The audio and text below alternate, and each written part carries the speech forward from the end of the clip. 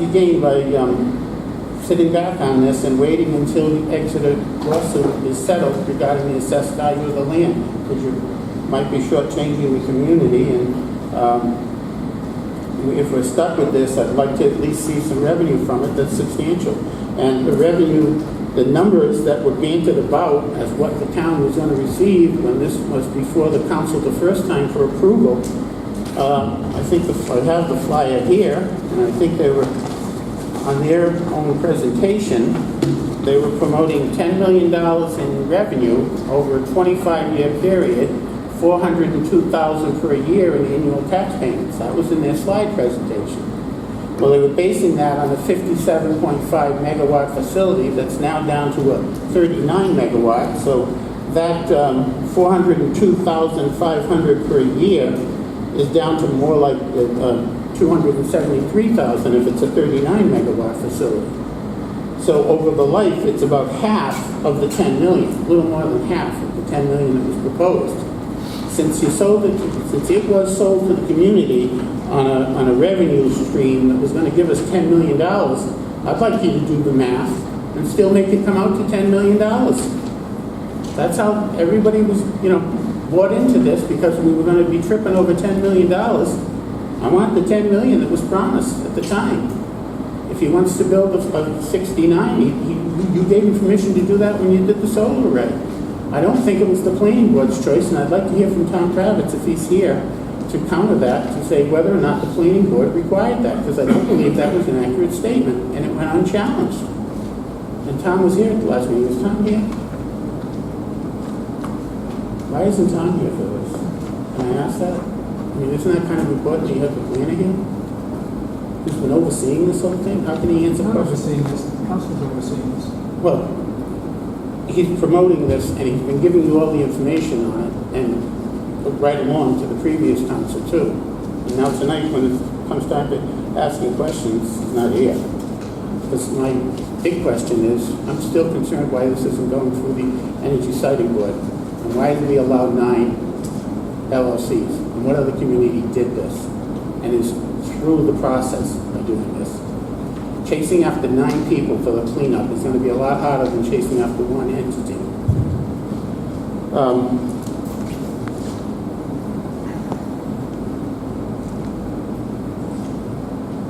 Before you go, just if I may, I don't like, I usually don't interrupt people. There's 9 separate agreements in here. Yeah. That stand alone. Each one of these stands alone. Yeah. So every one of them, it doesn't matter if he sells them or he keeps them. And decommissioning cost is tied to each one of these agreements. I understand that. So, but I'm going back to my main question. Why? Why is it 9? I don't know. In all the information that they passed out when this project was approved, I couldn't find anything in writing that said, oh, by the way, this is going to be 9 LLCs. And now all of a sudden it's 9 LLCs. I do, so that's a big concern. And I just hope that we, look at the experience of other communities and have we researched the fact? Has the solicitor researched to see if 9 LLCs or a number of LLCs splitting up a project of this type has been done in any other community? And can he tell us what the pros and cons of doing it this way are? Because I sure are you referring just to solar? Yeah. Or any developer? Yeah, solar primarily, because this is a different... Down the village was divided up into many LLCs. Yeah. And so it's not out of the realm that they divide those things up. It's his prerogative, it's not ours. Yeah. So we just took it and we're breaking each piece of it down as each one of those is a separate project. Yeah. Well, I'd like to hear how the solar developments in the state have been done with 9 LLCs. And I still want to know what the purpose of it is. If you're going to have language in here that gives him the right to exceed the 40 megawatts, then I hope you have. I don't understand why we're allowing to escape going before the Energy Siting Board now. We're not giving our proof to go greater. But each one of these is set with a number that doesn't total 39. But in the agreement, one of these 2 agreements that were on the website while I read it, and it said if the capacity exceeds the original amount down the road, the payments will be increased or decreased proportionately and appropriately. But it doesn't address how is that escaping the going before the Energy Siting Board. And do they have to go before the Energy Siting Board for the substation? Or is that just a given? And that, is that not going to be required? And that's why I wish the planner were here to answer those questions.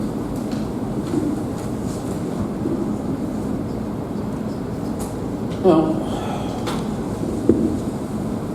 I think that's about it for now.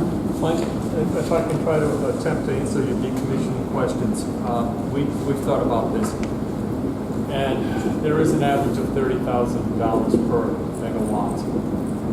Part of the conversation also went that it gets reviewed periodically with CPI to make sure that inflation, that we stay current with it. As you know, I believe this council is going to insist upon a cash putting in an interest-bearing account, so at the end, the developer, should they still be in existence or still around, they will be charged with decommissioning, and if there is any money left over, it returns back to the developer. One of the questions I did pose was I was concerned that if should they go defunct and now the town's got to go and take that cash money, do we pay Davis-Bacon prevailing wages another 30%? So I haven't had that answered yet. So I'm still going to be watching that type of information because it's important. Each site is different depending on the slope of the hill, ingress, egress, getting in and out of there. So 30, with this, what the state of Massachusetts has done on a 2 megawatt solar system is probably pretty much in line with what we had been discussing and in public we've discussed this as well as it's been in the back room. So I do have some further questions about the site later on when the public comments done. Did any of you, at the last time this was discussed, we did ask if we'd reach out to Exeter and speak to the tax assessor and the planner in Exeter. Did any of you have that opportunity to do that? I think that's what we do. They kind of gave me just a high overview. They don't go into much detail down there because they are litigating. So, but they did say that they did find value in the land at the assessed rate of the real property versus what the $2 per megawatt above charge would have been. And she was kind of talking through that process, but I think it's no more than what is already been made publicly available. I had the same conversation prior, a month back. If I may, I've been informed that Judge Leach was scheduled to start hearings on the question about land taxation today. I don't know what's happened since then. Don't know if it actually took place or not, but it is being looked at. Could, since the solicitor is here, could he answer my question about the ordinance for decommissioning? I can answer that question for you. Yeah. Decommissioning is in the town's ordinance. And It clearly states what is required for decommissioning in our own ordinance. And it requires the decommissioning plan be submitted prior to approval, and it delineates the specifics of the decommissioning plan and the amount of decommissioning. I don't have it with me right now, but I know it does address decommissioning in our ordinance. And it states how that number is calculated by a third party, independent third party, does an estimate, calculates a number for decommissioning. It's not a random number that we just pick out of the air and say, oh, here's the number that we want, and here's it. So the ordinance that's on the books now is sufficient to call someone down the road, 20 years down the road, about decommissioning, and that's going to suffice to keep us on solid legal grounds. What we have currently. That's going to be being reviewed. The ordinance is being reviewed. Well, that's what I'm saying. But I know right now, currently the ordinance addresses decommissioning. Sufficient that it will be on solid legal ground to enforce the decommissioning requirements that we're looking for. That's what I'm looking for an answer from the solicitor, that he's reviewed it. I don't think you can answer that question from me. Well, I don't think you should be moving forward until he can answer that question. That's my own opinion. Thank you. Anyone else?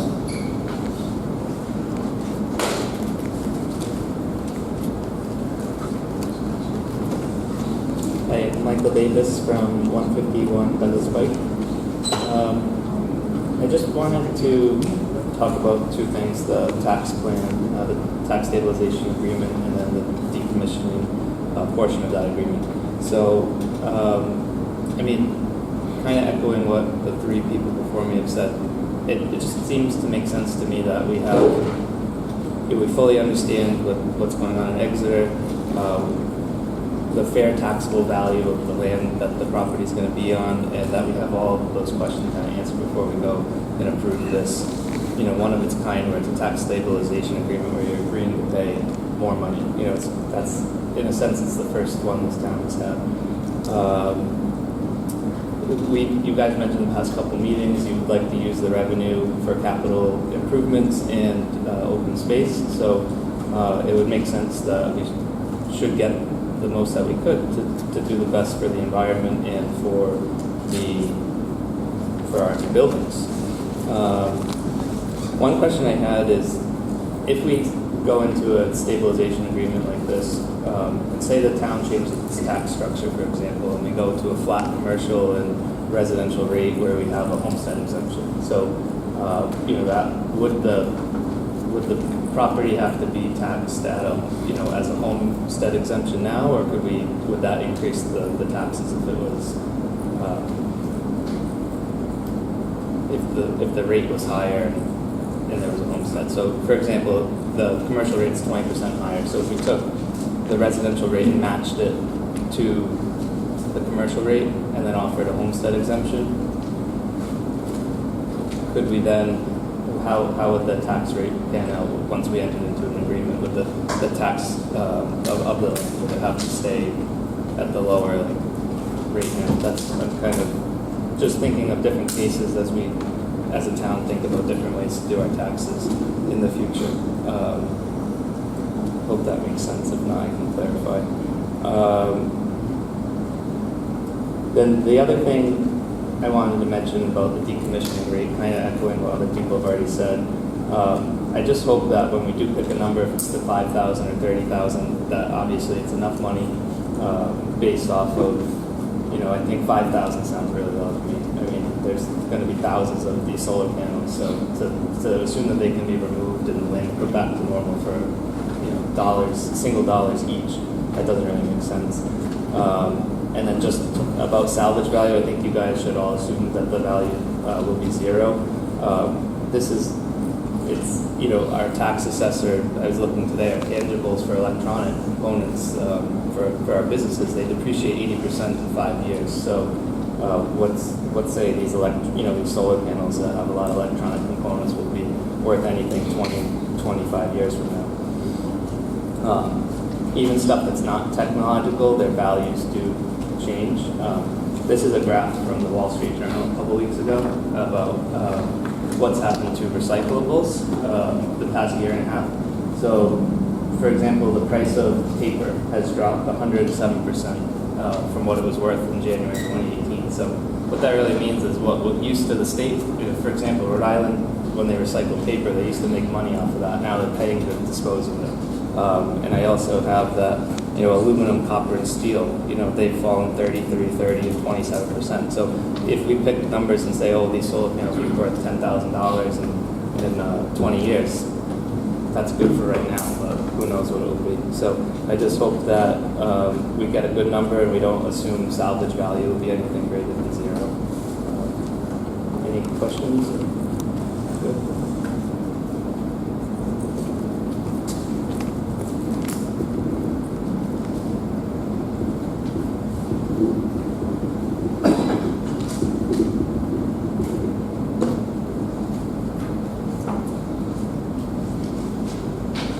Anyone else?